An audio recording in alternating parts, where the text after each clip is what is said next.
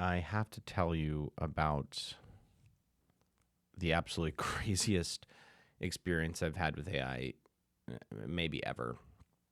And I first want to frame a couple of things for you. And I think about AI use on a spectrum. And because it's a horizontal layer, I think about sort of three buckets. There's a bucket of, let's see, how can I get this straight? That's this one. What are the manual things that I'm doing today that I might be able to get rid of? That's like relatively easy. There's a middle bucket here, which is what are the things that I have done that if I could drastically speed them up would be tremendously useful. But there's this other thing, which is what can AI do that we've never done before to transform my business? And that's so hard. And the hard thing about that is it often, at least for the go-to-market case, it is a mistake to try to take old world thinking and turn the speed up on old world thinking. Because usually in a pre-AI world, when you take an old framework and you turn the volume up on an old framework, everything gets distorted, right? There are people in the process, and you can have people deal with complicated problems. This is the SDR. And not solve those complicated problems with a better framework because you haven't had to, because you rely on the intelligence of a person. Now, to be able to get this sort of unicorn out of AI, you have to invent a new framework. And you have to take that new framework and you just have to run through over and over and over again. And so this is how I came to the idea with Doug Bell here for the FIND methodology, focus, investigate, narrate, and deploy, and segment plus data thinking, and the permissionless value prop. And this is what AI is possible with go-to-market specifically. So what I'm going to do is I'm going to walk you through the PVP framework, the permissionless value prop, which I've talked ad nauseum about.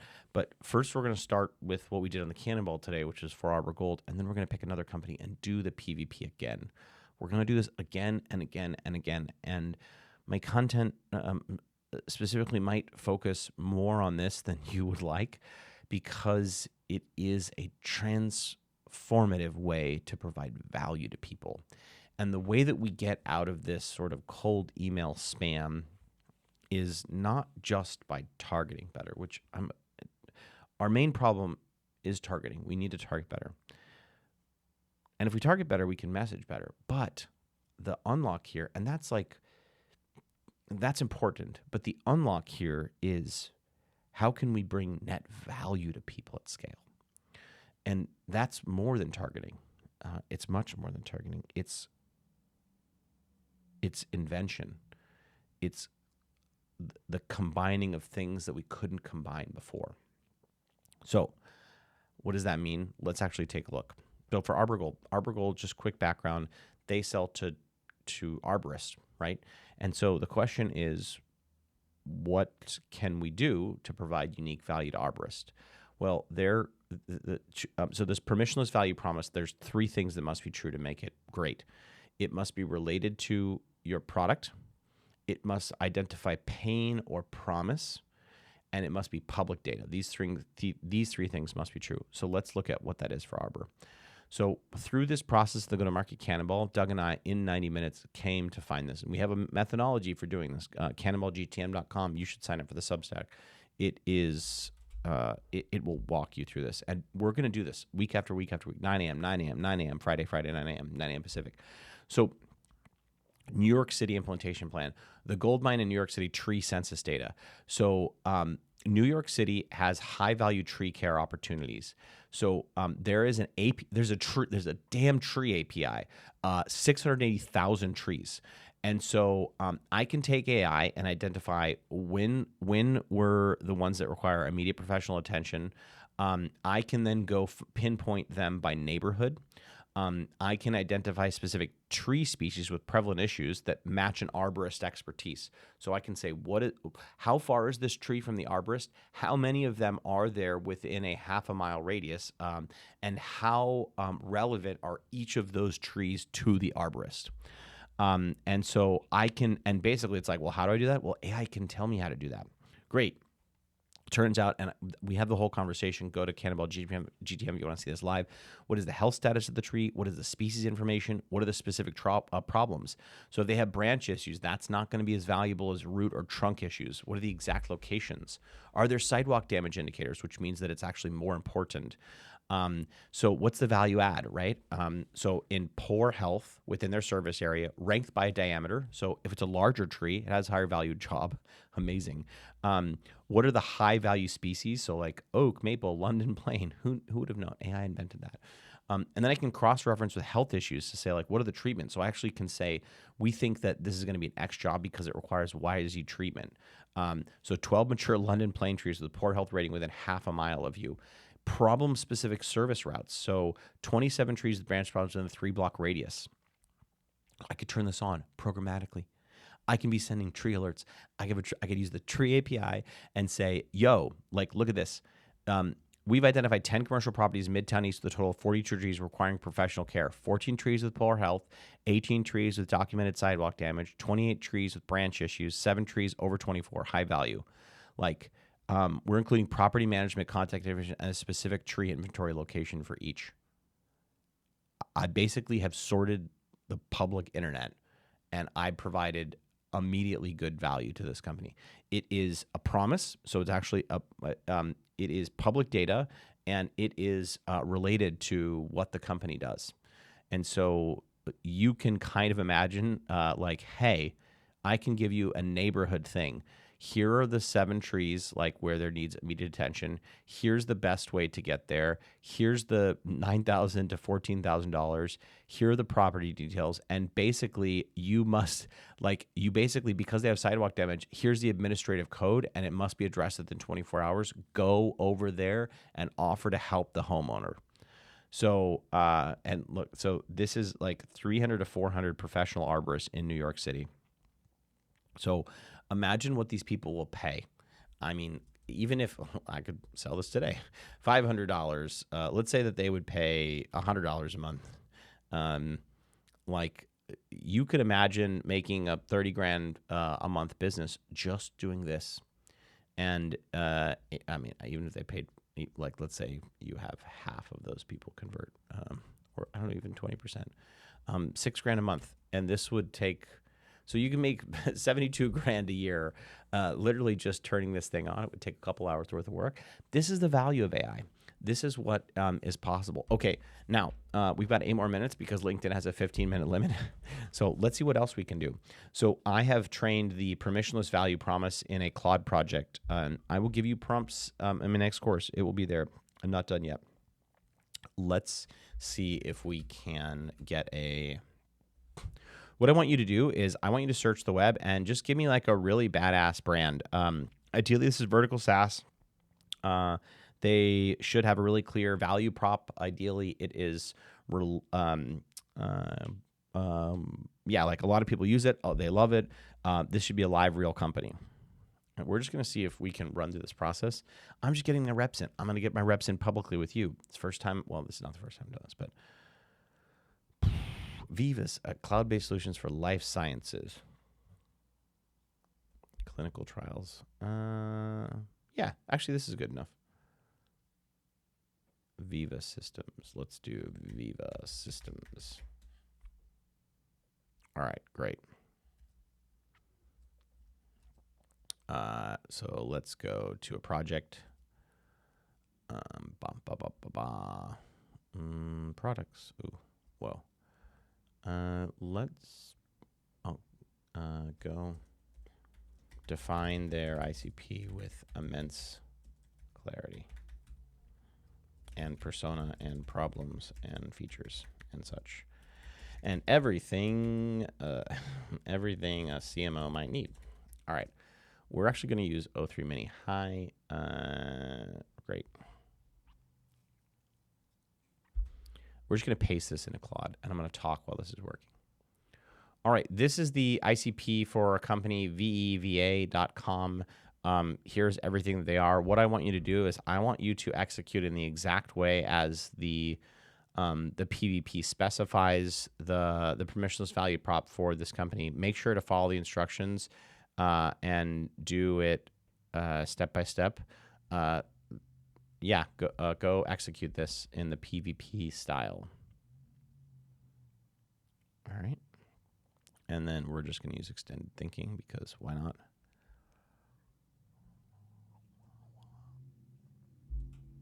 Great. Let's see how well Jordan taught Jordan. How do you say I?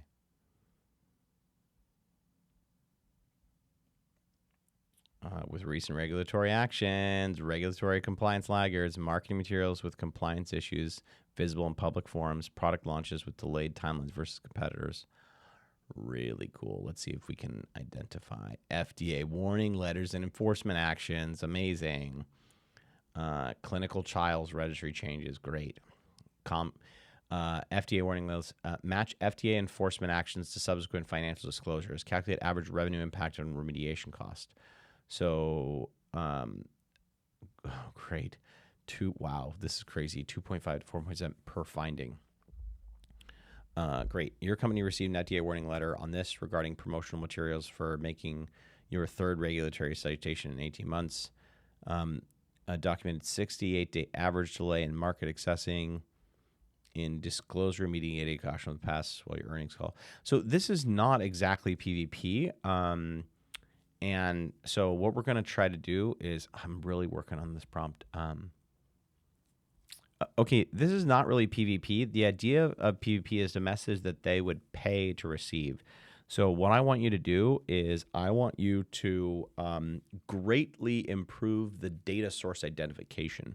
So give me 50 different data sources here that are ultra relevant and just describe them in immense detail. So when the model is not doing what you want it to do, you just really need to explain it more.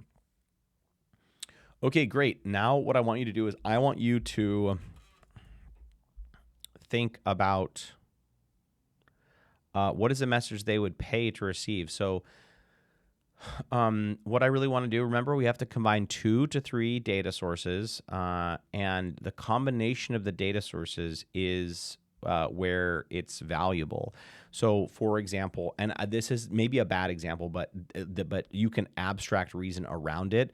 I'm trying to think about if their competitors have got a bunch of warning letters and they haven't, and I can tell you like what are the things that their competitors had to do to prevent, and that they are in that same bucket. Like that might be something that would be really useful. So help me think through, now that you have all these like really clear data, think about the combination of the 2 to 5 data sources for this company that if we can combine them, that we can send a message that someone would pay to receive. Now remember, the 3 things must be true. They must be heavily related to the product. They must identify pain or promise. So pain is like what are they in pain, or a promise. And they must be public data. And ideally, it would be something that is ultra unique that they likely wouldn't have figured out on their own. So really, it has to be the combination of these things. So now that you have an immense idea of different databases, go ahead and sort this by the easiest to comprehend.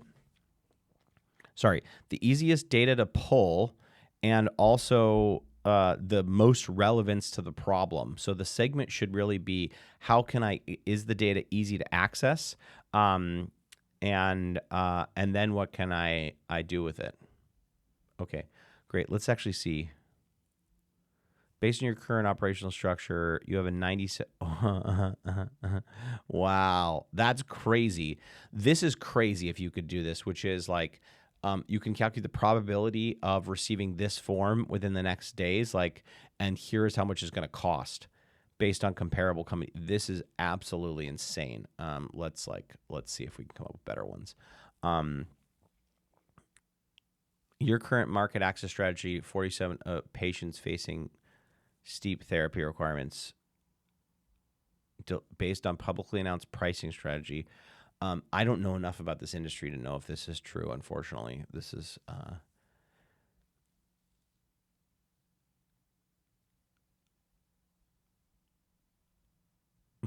wow. This would be crazy if you could do this. I mean, I should tag this brand. They're gonna look at this. From company press releases and FDA calendars. That's really interesting. The regulatory submission. Your company has submitted 7 NDAs over the past 30 months with approval rate on the first submission versus industry average for similar products. This SPE, I don't know where it's getting this from, but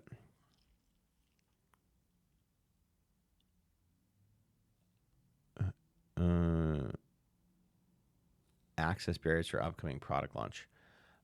This is where AI is specifically good because it creates connections that you would have never thought of before. Now, I'm not. I've exceeded the 15-minute limit. I've done it.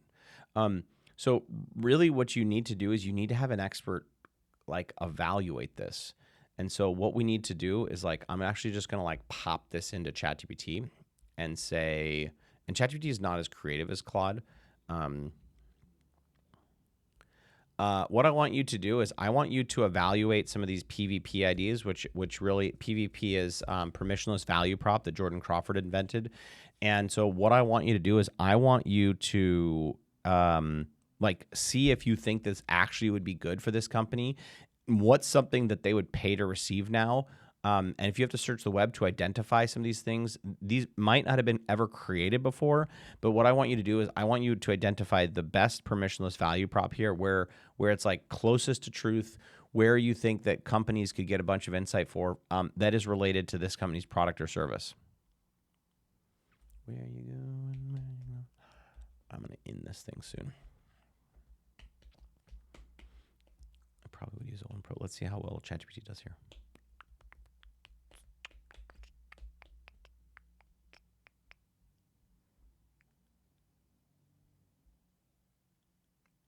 Qualifies delays in days, translate less. Few companies to pinpoint operational inefficiencies they're liking, but also benchmarks against industry peers. Yeah.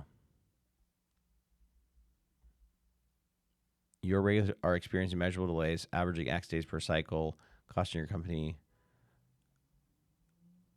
Yeah.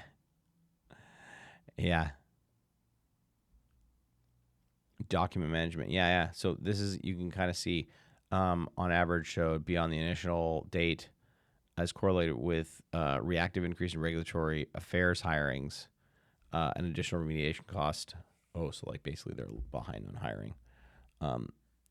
Competitors with integrated regulatory management experience nearly 50% fewer delays. Oh, this is really cool. If I can look at the competitors that use them.